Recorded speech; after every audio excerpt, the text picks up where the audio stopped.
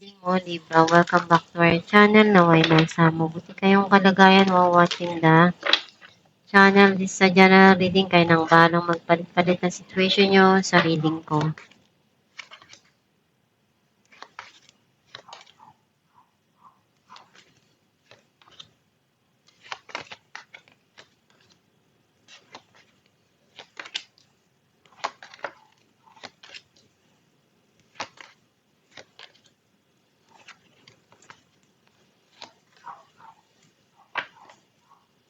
At the bottom of the deck, Ace of Swords. I feel like ang nasisense ko na energy mo, may mga bago ka ngayon na naiisip na magandang paraan para dun sa buhay mo, sa mga sitwasyon mo na nangyayari or dumarating sa buhay mo. Ngayon alam mo na kung ano yung pwede mong gawin at makakatulong para sa'yo. Ang mensahe ng card mo,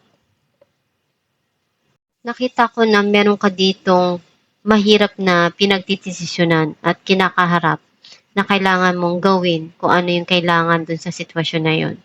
And nahahati kung ano yung mga desisyon na kailangan dun sa sitwasyon or hindi mo makita yung katotohanan na kailangan na ibigay dun sa mga nangyayari sa buhay mo.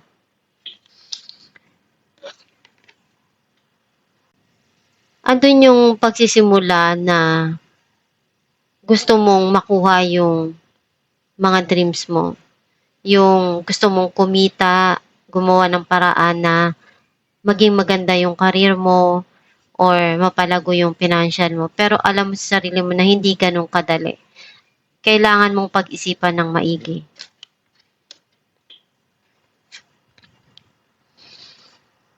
Naiiyak ka kapag naaalala mo yung mga nawala sa'yo. Even though meron nang dumarating sa buhay mo, hindi mo na nakikita yung mga nandyan na bago. Kasi yung focus mo, andun pa rin sa mga bagay na wala na.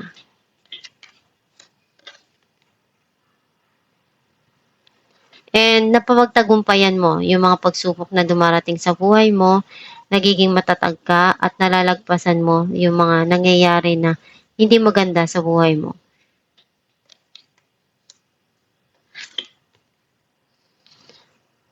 Kung ano yung magpapasaya para sa'yo, yun yung sinusunod mo. Kasi alam mong mahalaga palagi kung ano yung desire ng puso mo.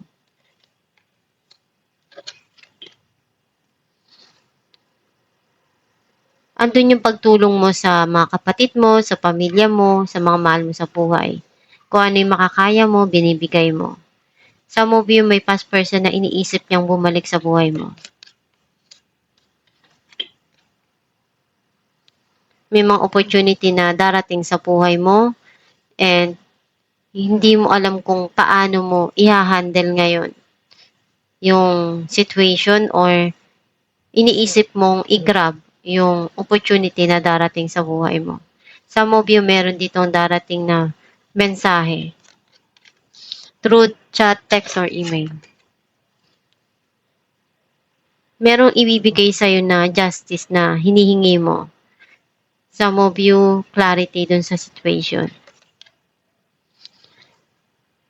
Clarify natin ang Two of Swords. Eight of Swords and Three of Wands. Meron ka ditong gustong puntahan or alisan na sitwasyon sa buhay mo kasi you feel something here na mabigat. And kung kaya mong alisan, aalisan mo. Kasi ayaw mo nang merong nagpapagulo sa isipan mo. Clarify natin ang Five of Cups. Six of Wands and Nine of Swords. Andun yung nalulungkot ka. Kasi may mga bagay na nawala. Pero na-realize mo na mas maganda na hayaan na yung wala na. Hindi mo na mababalik yun. Ang mahalaga kung ano yung dumarating sa buhay mo. Clarify natin ang The Hierophant. Knight of Wands and Two of Wands. Andun yung passion mo sa mga ginagawa mo.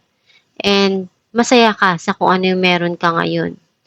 and may mga gusto ka pa para sa kinabukasan mo na gusto mong makuha or may goal ka pa na gusto mong ma-achieve. Clarify natin ang 8 of Wands, the Hermit, and Ace of Wands. Merong alaala na para sa'yo napakahalaga. Hindi mo yun may alis sa isipan mo. And unti-unti yung bumabalik sa'yo yung memories na yun. And meron ditong darating na bagong opportunity para sa'yo. Pwedeng bagong relasyon or magiging maganda yung connection ng relasyon. Some of you merong past person na babalik sa buhay mo at magiging maganda yung pakikisama or yung connection nyo sa isa't isa. Clarify natin ang Page of Pentacles, 2 of Cups, and King of Pentacles.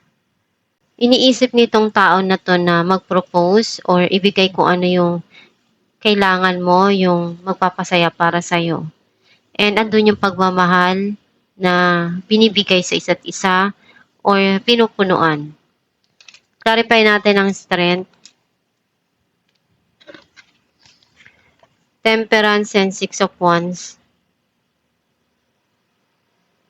Kailangan mong habaan yung pasensya mo sa mga dumarating sa buhay mo. Hindi naman palagi na kung ano yung gusto mo mangyari sa buhay mo, parating bigla sa buhay mo. Hindi ganun. Kung ano yung ginagawa mo, pag sumikapan mo lang yon, gawin mo yung makakaya mo para makuha mo yung tagumpay na gusto mo. Kasi hindi pwedeng madaliin lahat ng bagay. May proseso yan and may tamang oras yan at panahon kung kailan ibibigay sa'yo. Hindi pwedeng ura-urada, andyan na kagad. Diba? Kailangan mong pagtiyagaan at pagsikapan yung mga gusto mo sa buhay para makuha mo. Hindi pwedeng magic lang yan. Nandyan na sa harap mo. Kailangan mong gawin din kung ano yung kaya mo. Clarify natin ang 6 of Cups, Justice, and 3 of Pentacles. Yung past person mo, iniisip niya na ayusin kung ano yung mga nangyari. At sabihin kung ano yung kailangan dun sa sitwasyon, linawin yung mga nangyari. Some of you andun yung gusto mong gawin kung ano yung kaya mo para dun sa mga mahal mo sa buhay at maibigay sa kanila yung magandang kinabukasan. Clarify natin ang Justice, 6 of Pentacles, and Death. Meron ditong darating na blessing or may tao na magmamakaawa na galing sa past itong tao na to. Kasi merong justice dito eh. Binigay na yung hinihintay mo. And itong tao na to, gagawin niya yung lahat ng kaya niya para bumalik ka sa buhay niya. Alamin natin kung ano mensahe para sa'yo.